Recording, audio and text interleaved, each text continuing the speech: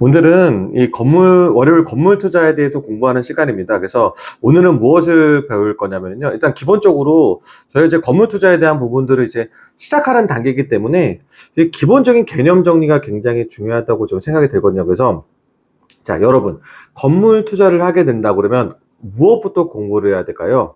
좀 막연하시잖아요. 그렇죠? 그러면 보통 우리가 뭐 생각했을 때 아파트, 빌라 이런 부동산은 어떤 부동산인 것 같아요? 그렇죠? 사람이 살고 있는 주거용 부동산인 거고, 우리가 이제 건물 투자는 이제 물론 건물에서도 주거용 건물이 있고 상업용, 그러니까 수익형을 낼 수 있는, 특히 뭐 임대차 장사를 하거나 사업을 하는 그런 공간으로 만들 수 있는 상업용 부동산이 있는데, 우리가 보통 건물 투자라고 한다고 그러면 이제 물론 종류별로 저희가 배분을 한 거지만 기본적으로 이런 개념을 갖고 출발을 하면, 아, 이걸 왜 공부하는구나, 이걸 왜 공부해야 되는지 알 수가 있단 말이에요. 그래서 건물 투자의 3요소를 제가 만들었거든요. 건물 투자 3요소 뭐냐면 토지, 건물, 임대차예요. 자, 건물 투자를 하시려면요, 무엇을 공부해야 되냐면 토지, 건물, 임대차 이 세 가지를 공부하셔야 되고 개념을 이해하셔야 돼요. 자, 요 세 가지만 이해하시면 모든 게 다 끝난다고 보시면 되세요. 근데 이게 쉽지는 않죠. 그러면은 우리가 공부할 것들이 좀 적지 않잖아요. 우리가 기본적으로 아파트 투자를 한다고 했을 때는 여러분 어떤 걸 보통 많이 공부하시죠? 뭐 실거래가라든지 뭐 이런 부분들을 많이 보잖아요. 그래서 이 아파트가 기존 주변 대비 아파트 대비 얼마나 상승력이 있는지, 거래량은 어떤지 이런 부분을 많이 본단 말이에요. 근데 상업용 부동산은 단순하게 그런 식으로 공부를 해가지고는 되질 않아요. 왜냐면 근본이 적으로 주거용 부동산, 그러니까 아파트, 우리가 집합형 부동산의 가장 대표적인 아파트와의 차이점이 뭐냐면 개별성이 강하다는 거예요. 개별성. 그러니까 집합 건물은 개별성이 아니거든요. 왜냐면 202호, 202호가 같단 말이에요. 보통은 같아요. 특별한 사항이 없을 바에는 내 옆집과 시세가 비슷하단 말이에요. 근데 건물은 전혀 그렇지가 않아요. 건물은 내 건물과 내 옆 건물이 완전히 다른 사람이란 말이에요. 완전히 다른 인격차라고 보셔야 되는 거예요. 완전 달라요. 옆에 있다 그래가지고 얘랑 내랑 같은 취급을 당하지가 않아요. 거기에 따르는 너무 차별적인 부분이 너무 많기 때문에 그 부분이 어떻게 다른지에 대한 걸 알아야 되거든요. 그런 차이점 때문에 공부를 할 필요가 있다고 말씀드려요. 그래서 이 세 가지, 건물, 토지, 건물, 임대, 이 세 가지를 공부해야 되는데, 그러면 이 세 가지를 공부함에 있어서는 어떻게 공부해야 되느냐, 그런 부분들을 제가 이제 앞으로 디테일하게 설명을 드릴 거고, 이 어떤 공부를 함에 있어서 이 개념들이 뭔가를 제가 설명을 간단히 드릴게요. 일단 토지, 건물 투자는요, 땅, 이 대지를 알고 있어야 되는 거거든요. 그러니까 집합 건물 같은 경우에는, 이렇게 아파트, 대표적인 아파트 같은 경우에는 우리가 대지 지분이라고 있잖아요. 그러니까 이 넓은 땅에 여러 세대가 구성되어 있고, 그 땅에, 그 아파트 내에 있는 총 토지에서 내가 차지하고 있는 땅의 일정 비율이 있어요. 그게 대지 지분이에요. 그러니까 내가 지금 살고 있는 아파트가 34평형 아파트고, 전용 평수가, 이게 분양 평수와 전용 평수가 또 다르죠. 그러니까 34평형은 분양 평수인 거죠. 왜냐하면 우리가 기본적으로 이 건물 안에서 쓰고 있는 그 공간에서 공용 공간도 있잖아요. 그 공용 공간도 다 나눈단 말이에요. 내가 그 공간을, 공용 공간을 복도라든지 뭐 커뮤니티 시설이라든지 다 쓰고 있는 거잖아요. 그런 공용 공간도 나눈단 말이에요. 근데 분양은 그것도 내가 분담해가지고 분양을 받는 거고, 그리고 실제적으로 내가 쓰는, 우리 집만 쓰는 공간 있잖아요. 내가 실제적으로 들어갔을 때 쓰는 공간이 전용적으로 나만 쓸 수 있는 공간이 전용 공간이에요. 근데 우리는 아파트 가격을 지불할 때는 이 분양 평수대로 우리가 지불을 하는 거예요, 돈을. 그래서 34평형이라고 얘기하는 거는 기본적으로 내가 34평을 다 쓴다는 게 아니고 거기는 공용 공간과 전용 공간이 플러스된 거라고 보시면 된단 말이에요.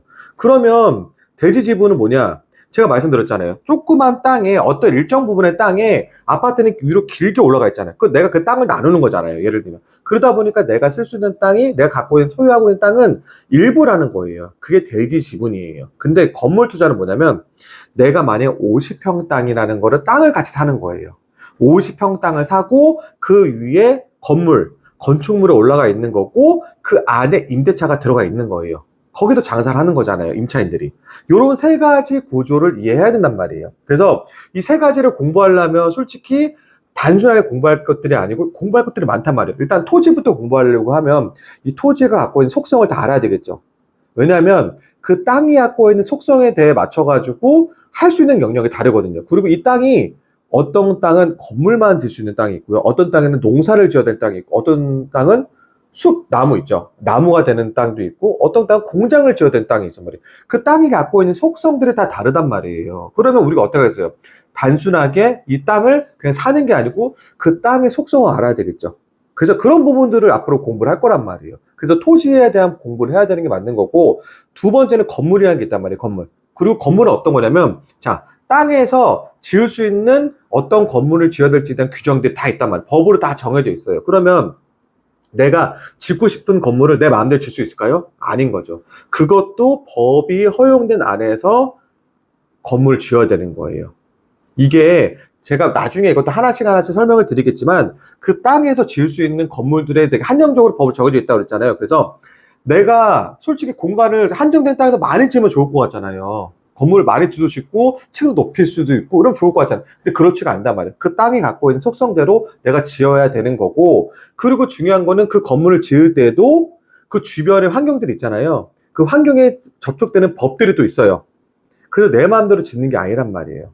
이게 건물을. 그러면 또 이런 게 있을 수 있단 말이에요. 여러분이 어느 땅을 봤단 말이에요. 어느 땅에 봐서 땅에 올라가 있는 건물도 봤는데, 여러분들 그 땅에 건물을 갔을 때, 아, 여기는 주거지로서, 그러니까 사람이 살기로 참 좋은 곳이구나로 느끼는 것도 있고, 어떤 곳은 사람도 부쩍부쩍거리고 차량 통행도 엄청나게 많고, 그러면 이런 부분 느낄 수 있잖아요. 그러면 아, 여기서는 사람이 살기는 불편하지만 아, 상업용 활동하기는 굉장히 좋겠구나. 그러면은 그 목적에 맞게끔 건축물을 지어야 되겠죠. 이것도 잘 파악할 줄 알아야지 건물 투자를 잘할 수 있단 말이에요.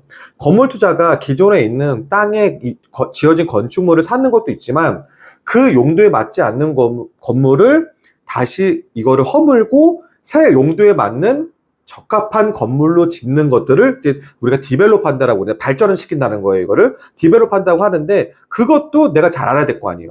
상업용 건물로 적합한 땅에 상업용 건물로 적합한 건물을 짓는 게 맞는 거지, 갑자기 주거를 짓는다고 해보세요. 그 주거의 만족도가 굉장히 떨어지겠죠. 막 쉽게 예를 들어서 내가 이 주거에 맞는 원룸을 잔뜩 지어놨는데, 물론 이 원룸들이 사람들이 많이 오는 교통 접근성은 좋겠죠. 그리고 주변에 뭐 내가 밖에는 바로 나와도 주변에 뭐 스타벅스 커피도 있고 햄버거 가게도 있고 편의점 바로 가까이 있고, 이런 거 너무 편하겠죠. 이런 거는. 근데 반대로 생각해 보세요. 내가 잠을 자려고 하는데도 차 소리가 너무 시끄러워요. 그리고 주변에 막 싸우는 소리도 맨날 들리고 막 소음이 너무 심한 거예요. 그리고 막 그 상업용지에 가면은 막 번화 같은 데 가면은 막 조명도 엄청 화려하잖아요. 막 삐까뻔쩍하고. 내가 창문을 열어두고 살 수도 없는 거예요. 미세먼지도 많고. 이게 주거지로 적합할까요? 아무리 가깝다고 해도? 아니잖아요. 그곳에 적합한 건축물을 지어야 되는 거고, 그 지역마다 특수한 상권들이 있단 말이에요. 여기는 뭐가 잘 되고, 여기는 막 술 먹고 먹자 상권이 잘 되고, 아니면 여기는 병원이 잘 되는 곳이기도 하고, 여기는 학교에 관련된 게 잘 되는 거. 다 틀릴 거 아니에요. 그러면 이 지역은 주변에 학교들이 많아요. 예를 들면 학교들이 많으면 학교에 관련된 업종들이 들어오게끔 건물을 지어줘야 업종도 잘 들어오겠죠. 그렇죠? 이런 것도 잘 파악할 수 있도록 공부를 좀 많이 하셔야 되는 거예요. 그래서 제가 말씀드린 토지를 공부하고, 그리고 건물을 공부해야 되는 거고, 그리고 마지막 뭐라 그랬죠? 임대차. 상업용 건물에서 가장 중요한 것들. 이건 물론 상업용 건물뿐만이 아니고 주거용 건물도 마찬가지인 거죠. 내가 월세를 받든 전세를 받든 임차인들을 잘 들어야 될 거 아니에요. 그렇죠? 임차인에 대한 거를 잘못 들이면 내가 수익률이 떨어지는 거죠. 내 소득이 떨어지니까 수익률이 떨어진단 말이에요. 그렇기 때문에 임대차에 대한 구조를 굉장히 이해를 잘해야 되는 거예요. 내가 예를 들면 내가 갖고 있는 건물이라든지 상가가 10평짜리예요. 근데 내 욕심은 이 10평짜리에 맥도날드를 집어넣고 싶어요. 근데 맥도날드가 들어갈 수 있을까요? 아니죠. 맥도날드가 들어갈 수 있는 기본적인 조건들이 있단 말이에요. 스타벅스가 들어갈 수 있는 조건들이 있고, 올리브영이 들어갈 수 있는 조건들이 있단 말이에요. 그런 여러 가지 조건들이, 그 건축물에 대한 사이즈도 마찬가지지만 상권도 중요하고, 그 주변 세대의 어떤 배우 수요도 굉장히 중요하고, 그리고 이 상권의 특수성도 굉장히 중요하단 말이에요. 이거 어떻게 되겠어요? 우리가 말하는 좋은 임차인들, 우리가 들어보내고 싶은 좋은 임차인들이 어떤 임차인이라고 말씀드리냐면, 우량 임차인이라고 그래요. 우량 임차인. 앵커 테넌트. 그러니까 뭐냐면, 그 임차인 하나만 들어있으면 내 건물의 가치도 같이 뛰어오르는 거죠. 왜냐면 그런 임차인들이 들어와 있으면 사람을 끌어들이니까. 끌어들이면 어떠겠어요? 내 2층, 3층, 4층도 영업할 수 있는 조건들이 더 좋아지겠죠. 눈도 많이 가고. 그래서 임대차의 구조를 이해하는 것도 굉장히 중요한 거예요. 그래서 우리는 앞으로 정말 건물 투자하는 공부가 정말 한도 끝도 없어요. 한도 끝도 없고, 정말 저도 계속 꾸준하게 그런 부분들에 대해서 공부를 하고 있고, 트렌드적인 부분도 계속 알아야 되는 게 굉장히 중요하기도 하고, 그런데 여러분들 지금 시작하시는 분들이라든지 아니면 제 영상을 보는 건물 투자자분들이라면 내가 몰랐던 부분을 하나씩 하나씩 알아가는 게 굉장히 중요한 거고, 그냥 들으면서 이렇구나 이렇게 느끼면서 내가 실제적으로 밖에 나갔을 때 내가 들었던 공부하고자 알아고자 했던 토지 건물 임대차라는 게 어떤 건지에 대한 부분들을 실제로 가서 느껴봐야 된다는 거죠. 그래서 일단 건물 투자의 3요소는 토지 건물 임대차고요. 이거는 제가 결정 지은 거예요. 저도 처음에 공부를 할 때 과연 이 건물 투자를 할 때 어떤 부분을 공부해야 될까? 그러면은 우리가 큰 바운드를 정하고 계속 세부적인 가지를 쳐 나가면서 디테일한 걸 공부하는 거잖아요. 그래서 뼈대를 잘 만드는 게 굉장히 중요하거든요. 그래서 그 뼈대를 얘기했을 때 세 가지 가장 중요한 뼈대가 토지 건물 임대차고요. 우리는 이거를 분야별로 세세하게 공부를 할 거란 말이에요. 그래서 오늘은 이 건물 투자의 3요소 공부할 때 토지 건물 임대차라는 걸 여러분 알아둘 필요가 있는 거고, 그리고 이 관점으로 여러분 나가서 상업용 건물 한번 가보세요. 자, 어떻게 보냐는 거면, 나가서 내가 봤을 때 어떤 건물을 본단 말이에요. 그러면 그 건물이 몇 평의 땅이 어떤 건물에 올라가 있고 거기 들어가 있는 세입자는 어떻게 들어가 있는지에 대한 거를 보고 느끼는 거예요. 저 건물은 저는 협소한 땅에 저 높은 건물에 올라갔네. 저 건물은 넓은 땅에 조그만 건물밖에 안 올랐네. 그리고 저 건물은 저 상권에 저런 업종이 들어가 있네. 그리고 저 건물은 저 업종에 들어가 있는데 장사가 잘 되네, 못 되네. 이런 거를 마음으로 느끼고 눈과 귀로 느끼고 다 몸으로 체감하는 거예요, 이런 거를. 이게 상업용 건물 투자의 아주 기본적인 거예요, 기본적인 거. 이게 여러분들이 딱 앉아가지고 유튜브를 보면서 공부하는 것도 중요하고 책을 보면서 공부하는 것도 중요하지만 더 중요한 공부는 관심이거든요, 관심.